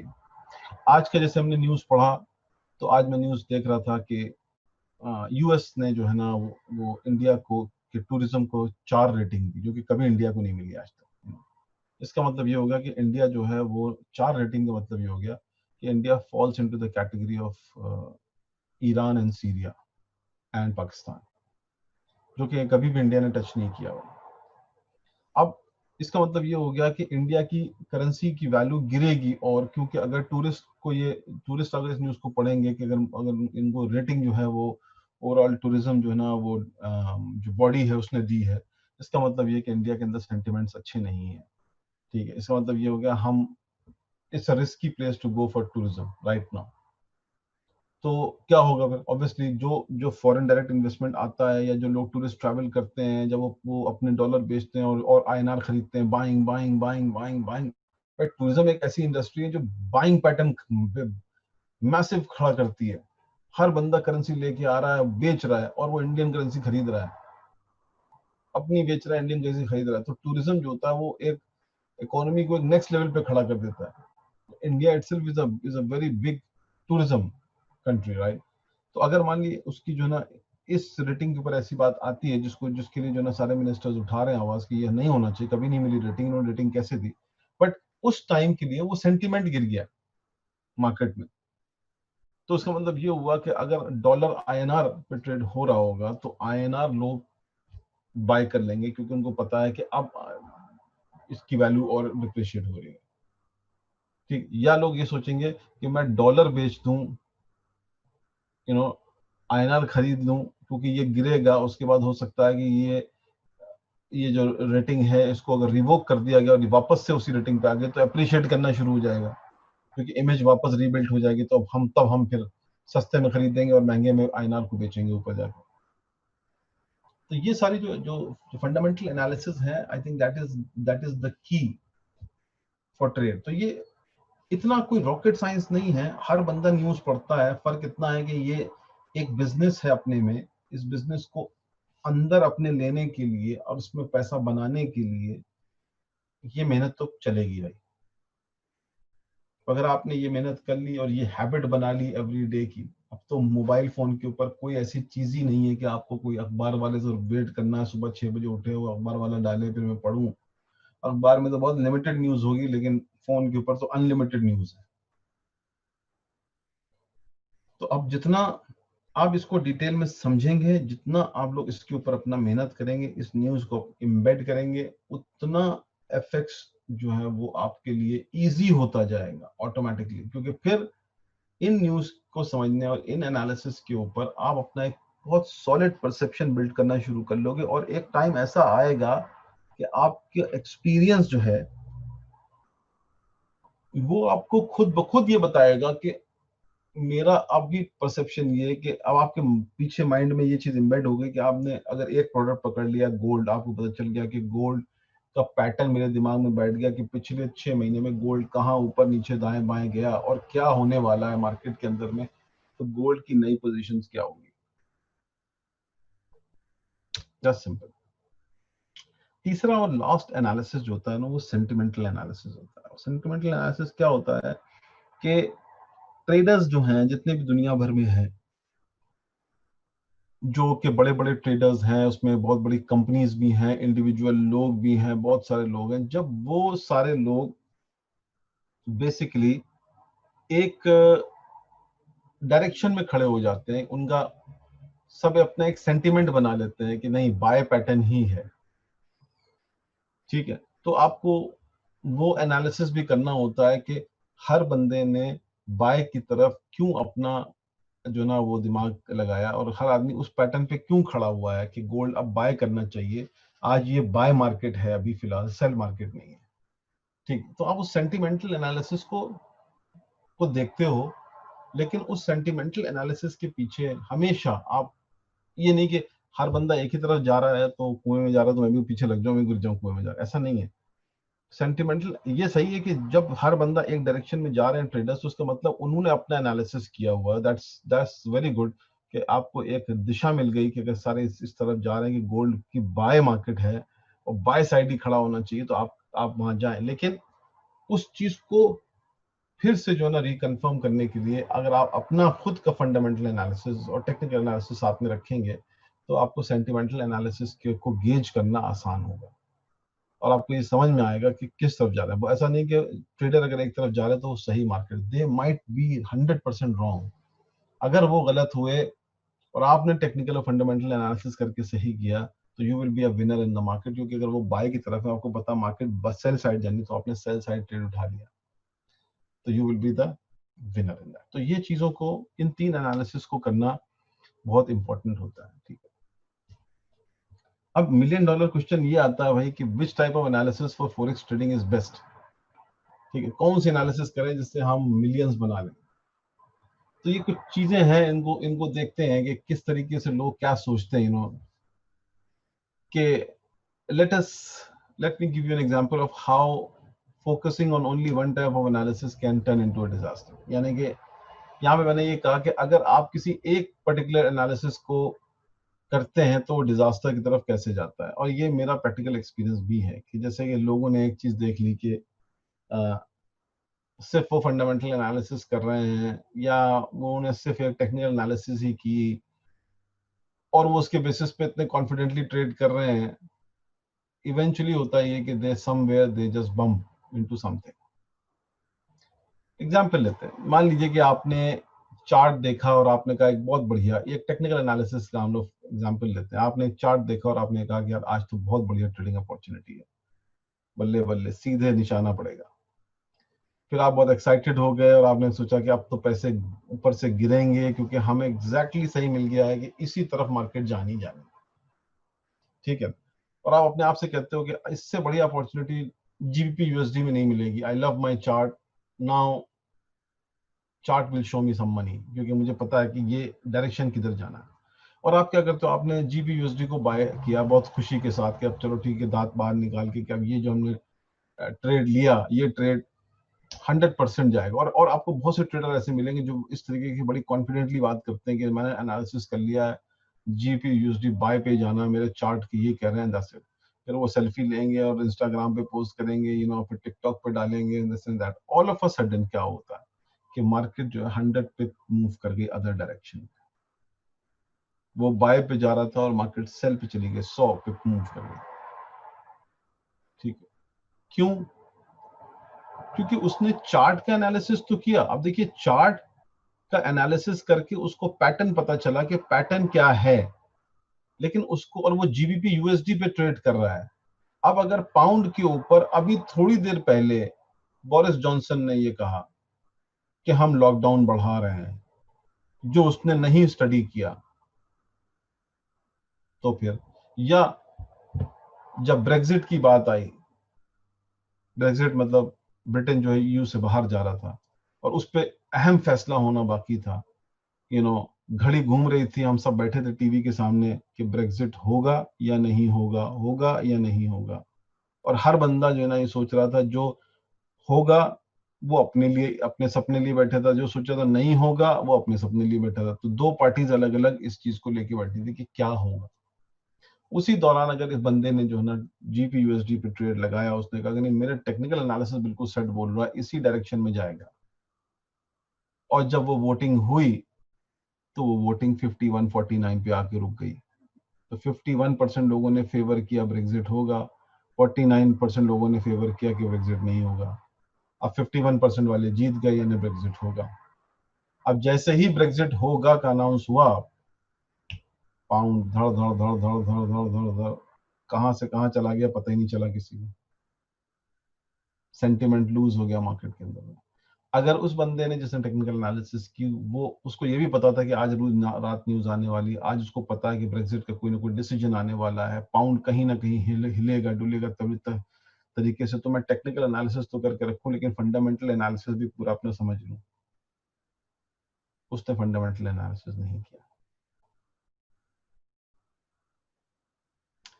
तो क्या हुआ कि उसने ये सोचा कि मैं क्यों देखूं कि ये क्या चल रहा है, मैं तो चार्ट ये कह रहे हैं कि किधर पैटर्न जाएगा। Chart is not a real market pattern. और फंडामेंटल एनालिसिस जो होती है वो इंस्टेंट आती है मार्केट के अंदर में, और जब वो इंस्टेंट आती है और बाय द टाइम वो वेव मार्केट में जाती है, उसमें फ्रैक्शन ऑफ अ सेकंड का टाइम होता है, तब तक मार्केट मूव कर लेती है। लेकिन आपका चार्ट ये पैटर्न दिखा रहा है कि मार्केट किस तरफ जाएगी, लेकिन आपको ये नहीं बता रहा कि 100% जाएगी या नहीं जाएगी। आप एज्यूम करते हो टेक्निकल एनालिसिस, लेकिन फंडामेंटल एनालिसिस आपको ये बता देती है, जैसे ही आपके पास कोई भी न्यूज निकल के आती है कि अब पाउंड या डॉलर या जो भी करेंसी है, जिस कंट्री की न्यूज निकलने वाली है, वो क्या फ्लक्चुएशन होगा उसके अंदर। ठीक है ना? तो इस चीज को समझना बहुत जरूरी होता है कि आप हर चीज का एनालिसिस साथ में रखें। और ये जितना भी एनालिसिस की मैं बात कर रहा हूँ, these analysis hardly take 10 to 15 minute every day. अब इतना तो गपशप में उड़ जाती है बात, किसी को जो ना सिर्फ व्हाट्सएप ही करते रहते हैं हम लोग बैठ के। लेकिन अगर आप इस बिजनेस पे सीरियसली काम कर रहे हैं और सीरियसली आना चाहते हैं, तो फिर ये, इसके लिए इतना वक्त देना कोई बड़ी बात नहीं। इसमें करियर बन जाता है, लोग पैसे बनाने लगते हैं। जब आपको किसी भी प्रोडक्ट की सही कमांड पता चल गई, तो फिर यू नो और एक ऐसे एग्जाम्पल हैं बहुत सारे जो कि हमारे मोयो के ऊपर भी हैं, जिसमें लोगों ने अपनी अपनी जो ना, हमारे पास दो टाइप के एग्जाम्पल है। हमारे पास अच्छे एक्सपीरियंस ट्रेडर भी हैं जो अच्छी ट्रेड कर रहे हैं, जिसमें से मैं सर्जियो को लाया था लास्ट टाइम। इसलिए लाया था क्योंकि मैंने देखा वो बंदा 95% विनिंग ट्रेड लेता है, 5% उसकी लूजिंग ट्रेड होता है। जब उससे सवाल पूछे, जब उसकी कहानी समझी, तो वो यही कह रहा था कि मैंने बहुत ज्यादा टाइम से ट्रेड नहीं किया हुआ है, लेकिन जब मैंने इसको किया तो मैं बहुत सीरियस लेता हूँ उसको। और जब मैं ट्रेड करता हूँ, जब मेरा टाइम होता है ट्रेड करने का, तो मैं वैसे ही काम करता हूँ जैसे बंदा एक ऑफिस में काम करता है, या अपने बिजनेस के लिए दुकान जब खोलता है, दुकान में बैठता है, कोई भी वो हंसी मजाक नहीं होता या कोई भी फैमिली मैटर्स नहीं होते, बिजनेस करना है। Then I don't do anything, I lock my room, I study, I dig, technical analysis, I do fundamental analysis, I do sentimental analysis, फिर मैं ट्रेड लगाता हूँ। और इसीलिए मेरे ट्रेड जो है ना वो 95% विनिंग ट्रेड होती है, मुझे पता है पैटर्न क्या है। और जो शुरुआत उसने की वो करते करते करते करते ऐसे स्टेज पर आ गया जहां उसके बाद वो एक्सपीरियंस बिल्ट हो गया उन 4 करेंसी पेयर्स को लेकर जिसपे वो सिर्फ ट्रेड करता है सुबह शाम। अब उसको उसपे मास्टरी हो गई उसकी। अब उसको दिमाग में समझ में आ गया, अगर वो फंडामेंटल एनालिसिस भी ज्यादा नहीं करेगा, वो टेक्निकल एनालिसिस भी ज्यादा नहीं करेगा, उसको फिर भी समझ आ जाएगी कि यार मूवमेंट कहाँ जाएगा मार्केट का। ये कॉन्फिडेंस बिल्ट हो जाता है अपने आप। तो अगर आप सारे लोगों से, कोई भी लोग एफएक्स के अंदर में अपना करियर बनाना चाहते हो, एक अच्छा करियर, इसमें अच्छे पैसे बनाना चाहते हो, ठीक है ना, तो फिर इसको सीरियसली बैठ के लेना पड़ेगा। एक तो इसके अंदर ग्रीडीनेस बिल्कुल नहीं चलती है। अगर आपके अंदर ग्रीडीनेस आ गई कि नहीं यार आज मैंने पैसे बनाए और बनाता हूँ और बनाता हूँ, वो ले डूबती है। हर बिजनेस के अपने एथिक्स होते हैं, पेशेंस होता है, कॉन्फिडेंस होता है, डिसिप्लिन होता है। इस ट्रेड के अंदर में ये चारों चीजें बहुत जरूरी है। ग्रीडीनेस नहीं होनी चाहिए, डिसिप्लिन होना चाहिए, ठीक है, कॉन्फिडेंस होना चाहिए, अपने ऊपर पेशेंस होना चाहिए, तब आप इस पे कर पाओगे काम और फिर आप पैसे बनाओगे। मेरे 15-16 साल के करियर में एफएक्स में मैंने ऐसे ऐसे ट्रेडर्स को देखा है, और जुलू को बहुत क्लोजली मॉनिटर करने के बाद मैंने देखा, मेरा परसेप्शन और भी चेंज हो गया। क्या चलो, जब मैं ब्रोकरेज चलाता था तब तो लोग आते थे मेरे पास, मुझे पता नहीं चलता था कि कौन ट्रेडर है कौन नहीं है, हर बंदा आता था ट्रेड कर रहा होता, कुछ पैसे बना रहे थे। लेकिन जो जुलू का कॉन्सेप्ट आया और उसके अंदर हमने उन ट्रेडर्स के जो ना वो आरओआईज को देखा, तो ये समझ में आया कि टैलेंट कितना पड़ा है दुनिया भर के अंदर में। लोगों को उस टैलेंट को सामने लाने के लिए प्लेटफॉर्म चाहिए, जैसे इंडियाज गॉट टैलेंट, वैसे ही एफएक्स के लिए basically copy trading platform is FX got talent platform. ये एक प्लेटफॉर्म है जहां पर हर बंदा अपना टैलेंट दिखाने आता है। तो यहाँ पर आपको हमें ये समझ में आया कि क्या लोगों ने अपना करियर बना रखा है, कितने कितने पैसे बना रहे हैं, और लोगों को कितने कितने इन्वेस्टर्स फॉलो कर रहे हैं बैठ बैठ के। तो इसलिए थोड़ा सा इन चीजों को हम लोग अगर सही तरीके से लेके चलेंगे, then I think it will be much better. तो आई थिंक हम लोग इतना ही रखते हैं आज, और ज्यादा नहीं जाएंगे, क्योंकि ऑर्डर्स जितने भी हैं ये बाय लिमिट स्टॉप लिमिट ये फ्रेश माइंड से समझने वाले हैं, क्योंकि it's very complicated little bit. तो हम लोग छोटा सेशन रखेंगे हमेशा, ताकि आप लोगों को जो पढ़ाया समझाया उसको आप देखें समझें और आगे चल के लेके जाएं, ठीक है ना। तो बाकी जो है ना, डेवलपमेंट के पॉइंट ऑफ व्यू से सारी चीजें चल ही रही हैं, हम लोग कर ही रहे हैं, और आपको दिखाया कि आज हमने जो है वो ये सारे फीचर्स भी हम लोगों ने डाल दिए हैं, तो आप लोग उसको भी यूज करें। और नेक्स्ट सेशन में हम लोग कोशिश ये करेंगे कि क्वेश्चन एंड आंसर सेशन भी आपके साथ रखेंगे। जब मैं बचा हुआ मॉड्यूल पढ़ाऊंगा दिखाऊंगा आप लोगों को नेक्स्ट टाइम में, तो हम लोग उस टाइम में हम लोग हाफ एन आवर का एक Q&A सेशन रखेंगे अपनी उर्दू हिंदी स्पीकिंग टीम के साथ, ताकि आप लोग खुल के जो सवाल आपको इस पर पूछने जो आपको समझ में नहीं आए वो हमसे आप पूछ सकते हैं, ठीक है ना। ओवर टू भावेश भाई। हाँ जी sir, thank you very much. Thank you very बहुत मच। बहुत शुक्रिया कि आपने आपका बिजी टाइम निकालते हो हर रोज फॉर लास्ट वीकेंड हाफ से, और आप अपना 100% देते हो कम्युनिटी के लिए। और कहीं ना कहीं कम्युनिटी भी अप्रिशिएट करती है, चाहे 50 लोग आए, 25 आए, 100 लोग आए, लोग आ रहे हैं, लोग अपना इंटरेस्ट दिखा रहे हैं। और हम भी चेक करते हैं, बहुत सारे लोग ऐसे जो हर रोज आते हैं। तो thank you for those who are थोड़ा अपना इंटरेस्ट दिखा रहे हैं एजुकेशन लेने में। तो जैसे एमजे ने बोला कि ये आपका एक बिजनेस है, मैं भी बोलता हूँ कि ये खुद का एक बिजनेस है। और हर एक को अपने बिजनेस के लिए थोड़ा वक्त कहीं ना कहीं निकालना पड़ता है। बिजनेस में अगर आपकी मास्टरी आएगी तभी तो आप सरवाइव होगे। अगर आपकी मास्टरी नहीं आएगी बिजनेस में तो सरवाइव नहीं होगे। कोई भी बिजनेस ऐसा नहीं है कि आप आओ ब्लाइंडली किसी के ऊपर ट्रस्ट करो और आप ये ले लो कि वो बंदा आपको कमा के दे देगा। ऐसा कोई बिजनेस नहीं है जहां पे आप ये कर सकते हो। हाँ, फॉरेक्स एक ऐसा है जहां पे आप 50% ट्रस्ट कर सकते हो ट्रेडर के ऊपर, लेकिन बाकी का 50% जो एनालिसिस है वो आपको ही करना पड़ेगा, आपको ही चेक करना पड़ेगा, क्राइटेरिया ये सब कुछ, ठीक है। तो आपको आपका भी 100% देना ही पड़ेगा इसके अंदर इवेंचुअली। तो आप उसको, और वो तभी आप दे पाओगे जब आप खुद का एजुकेशन बढ़ाओगे, खुद की नॉलेज बढ़ाओगे, तभी आप इसके अंदर एक फर्म डिसीजन ले पाओगे, ठीक है। अगर फर्म डिसीजन नहीं ले पाओगे तो लाइफ में कुछ नहीं होगा। तो इसलिए बहुत सारे यूट्यूब वीडियोस भी है, ठीक है। तो आप लोग आपके ऑफ टाइम में, बहुत सारे लोग टिकटॉक पे जाते हैं, ये करते हैं, फेसबुक के ऊपर जाते हैं, तो आप जाइए, उसमें कोई दिक्कत नहीं है। लेकिन जहां पे आप 5 टिकटॉक के वीडियो देखते हो, वहां पे 3 देखो, और 1 या 2 वीडियो एफएक्स के रिलेटेड देखो, मार्केट में क्या हो रहा है। जो बहुत बड़े बड़े ट्रेडर्स है वो भी अपना वीडियोस पोस्ट करते हैं, उनका एनालिसिस देखो कि वो क्या कहते हैं, कैसे ट्रेड की जानी चाहिए। जो एमजे सिखाते हैं उसका रट्टा लगाओ आप, उसको आराम से बैठो, सोचो कि क्या एमजे ने अभी सिखाया है आपको, उसमें क्या समझ आई। अगर समझ नहीं आई है तो क्वेश्चन आप लिखिए। जैसे एमजे ने बोला कि नेक्स्ट टाइम जब हम सेशन करेंगे उसके अंदर Q&A रखेंगे, ताकि जिन लोगों का क्वेश्चंस है मोयो के रिलेटेड, एफएक्स के रिलेटेड, तो हम आपको उसके ऊपर पूरा डिटेल नॉलेज आपको दे, जिसमें अगर आपको कुछ समझ में नहीं आया है तो। और ऐसे वेबिनार, अभी तो ये हम लास्ट वीकेंड आपसे बड़ा वेबिनार कर रहे हैं, जिसके अंदर करीबन 1.5 घंटा चला जाता है।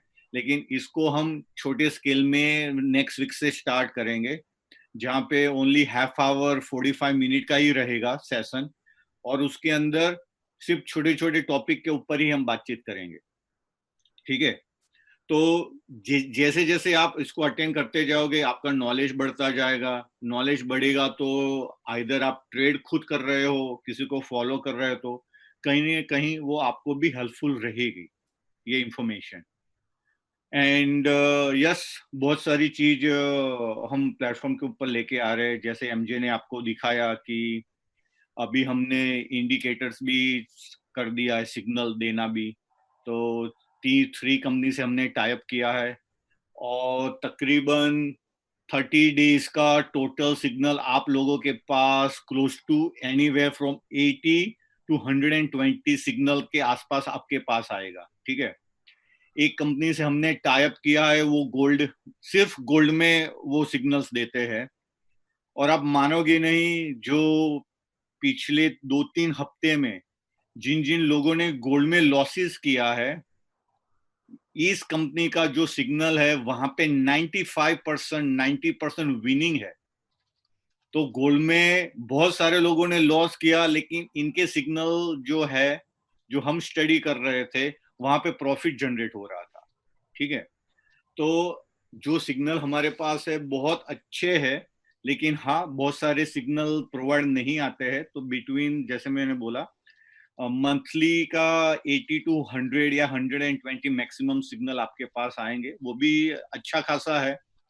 और बाकी आप ये भी कर सकते हो कि 50% ट्रेडर को दो, 50% आप सिग्नल यूज करो। लेकिन सिग्नल यूज करने में एक ध्यान रखिएगा कि अगर सिग्नल आया है तो पुराने सिग्नल को मत यूज कीजिएगा, वरना आपका लॉस हो जाएगा, ठीक है। अगर फ्रेश सिग्नल है उसी को यूज कीजिए, और वो भी आपको पता चलेगा। उसके ऊपर भी हम एक और सेशन रखेंगे, जिसके अंदर हम आपको डिटेल में एक्सप्लेन करेंगे कि कैसे उसको भी यूज किया जा सकता है, ठीक है। तो बस, थैंक यू वेरी मच आप सब लोगों का आज के वेबिनार के अंदर जुड़ने के लिए। और ऐसे ही वेबिनार हम कंटिन्यूस करेंगे आप लोगों के लिए, ताकि आपको एजुकेट हम करें। ज़्यादा आप एजुकेट होगे तो उतना ही मज़ा आप लोगों को आएगा। And thank you very much MJ for thank you giving very your. Much everyone. Yes. इसी तरीके से आप लोग आते रहें धीरे धीरे करके। हम नहीं चाहते कि ओवर बर्डन आप लोग पे करें लंबा सेशन करके, क्योंकि फिर लोग बोर होना शुरू हो जाते हैं, क्योंकि थोड़ा सा टेक्निकल चीजें हैं और थ्योरेटिकल चीजें हैं। तो स्लोली स्लोली चलते हैं ताकि डाइजेस्ट हो जाएं और लोग समझ जाएं। तो इसी तरीके सेशन करते रहेंगे हम लोग, एवरी नाउ एंड देन। हर वीक कर ही रहे हैं, हर दिन कर ही रहे हैं। जिनको इंग्लिश समझ में आती है वो हर रोज भी आके ज्वाइन कर सकते हैं। तो आपको और भी आज जो हम लोग थोड़ा सा इंग्लिश में आगे चल रहे हैं, हिंदी में पीछे चल रहे हैं, तो हम उसको कवर अप करेंगे धीरे धीरे। Thank you very much, stay safe sir.